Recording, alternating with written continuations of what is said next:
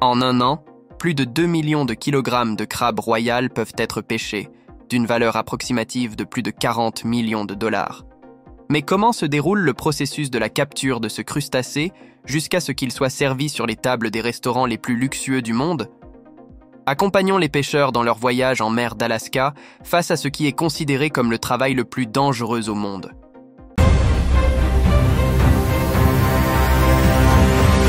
Le crabe royal, également connu sous le nom d'araignée de mer, se distingue par sa taille imposante et se distingue par sa carapace recouverte d'épines, ses longues pattes et un exosquelette résistant qui offre une protection exceptionnelle. Ces créatures impressionnantes, qui peuvent atteindre jusqu'à 1 mètre d'envergure, sont capturées commercialement principalement pour leur viande exquise et tendre, très convoitée sur les marchés de fruits de mer et dans les établissements gastronomiques les plus exclusifs du monde. En plus de sa saveur unique, la chair de crabe royal est réputée pour sa texture succulente et sa polyvalence en cuisine, ce qui en fait un ingrédient incontournable dans une grande variété de plats gastronomiques, des salades aux entrées sophistiquées. Leur demande dans l'industrie culinaire a stimulé la pêche de ces créatures majestueuses dans diverses régions du monde, générant une activité économique importante et en faisant un symbole de luxe et d'exquisité dans la haute cuisine internationale.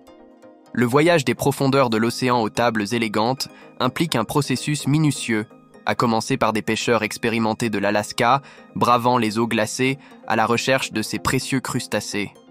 Au cours de ce voyage, ils sont confrontés à des conditions extrêmes qui mettraient à l'épreuve même les marins les plus chevronnés.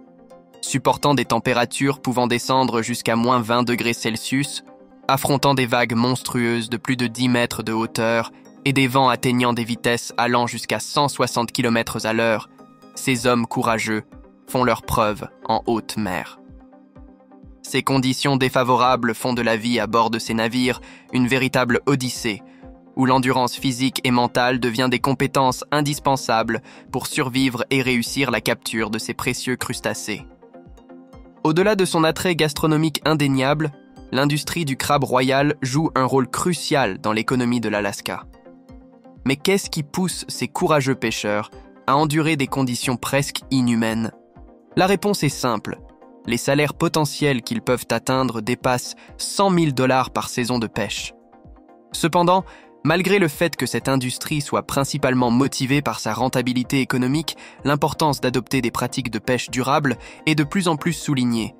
Cette approche vise à préserver la viabilité à long terme des populations de crabes royales et à préserver les écosystèmes marins délicats dans lesquels elles vivent. Ainsi, ils cherchent à maintenir un équilibre entre l'exploitation commerciale et la conservation de l'environnement, assurant un avenir durable à la fois pour l'industrie et l'environnement marin. Ces navires sont équipés de casiers ou de cages spécialement conçus pour la capture sélective de crabes royaux, minimisant ainsi les prises accessoires d'autres espèces, appelées prises accessoires. Les pièges ou les cages, semblables à de grands seaux, sont généralement faits de métal ou de mailles et seront appâtés avec du poisson ou d'autres appâts attrayants pour attirer les crabes à l'intérieur. En raison de leur poids considérable, qui peut atteindre jusqu'à 300 kg, une manipulation imprudente de ces grandes cages pourrait entraîner des accidents mortels pour les pêcheurs. Les casiers sont conçus avec des ouvertures stratégiques qui permettent aux gros crabes d'entrer tout en permettant aux plus petits de s'échapper facilement, contribuant ainsi au maintien de l'équilibre dans l'écosystème marin. De cette façon, ils cherchent à maximiser l'efficacité de la capture des crabes royaux tout en minimisant l'impact sur les autres espèces et l'environnement marin en général. Une fois la phase de pêche commencée, les bateaux de pêche déploient les casiers à des endroits spécifiques du fond de l'océan où les populations de crabes royales sont connues pour être plus élevées. Une fois les pièges posés, ils passent par une période de trempage pendant laquelle ils restent au fond de l'océan. La stratégie de celle-ci étant de permettre aux crabes de découvrir l'appât et d'entrer dans les pièges à leur guise. La durée de la période de trempage peut varier et est souvent déterminée en fonction de facteurs tels que les conditions environnementales, le comportement du crabe et les règlements de pêche. Une fois la période d'immersion écoulée, les bateaux de pêche retournent sur les sites de déploiement pour récupérer les casiers. Ce processus consiste à hisser les casiers à la surface à l'aide d'équipements spécialisés installés sur le bateau, tels que des bras hydrauliques capables de soulever ces paniers métalliques qui, avec les crabes à l'intérieur, peuvent peser plus d'1 tonne, ainsi que de résister à la contre-pression de la mer une fois la prise soulevée. C'est à ce moment précis que l'équipage de pêche ouvre méticuleusement les casiers pour accéder aux crabes royaux capturés, qui sont retirés des casiers et placés sur de grands plateaux ou des tables de tri sur le pont. Ces plateaux sont conçus pour accueillir un nombre considérable de crabes, ce qui facilite le tri et le traitement des prises par l'équipage. Dans les plateaux de tri, les crabes royaux sont méticuleusement disposés selon divers critères, dont la taille, le sexe et la qualité. La différenciation entre les hommes et les femmes se fait principalement en inspectant leurs abdominaux. Les hommes sont généralement plus grands que les femmes et leur sexe peut être déterminé en regardant la forme de leurs abdominaux. Alors que les mâles ont un lambeau abdominal étroit, les femelles présentent un lambeau plus large qui couvre une grande partie du bas-ventre. Pour cette raison, les crabes mâles sont préférés par nos pêcheurs, car ils ont généralement une plus grande quantité de chair. Le poids moyen d'un crabe royal est de 3 à 5 kg, mais certains crabes royaux peuvent atteindre plus de 10 kg avec une extension des pattes allant jusqu'à 1,5 m de large. De plus, l'équipage effectue une inspection approfondie de chaque crabe pour s'assurer du respect de la réglementation de la pêche, en remettant à la mer tout crabe qui ne répond pas aux normes de taille ou qui est interdit par la réglementation en vigueur.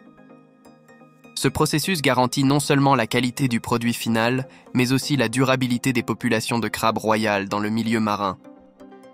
Une fois attrapé, le crabe royal est manipulé et traité avec soin pour maintenir sa fraîcheur et sa qualité, garantissant que les amateurs de fruits de mer peuvent profiter de sa délicieuse saveur à chaque bouchée. Après avoir récupéré les pièges ou les cages, les crabes vivants sont soigneusement transférés dans le bassin de bien-être.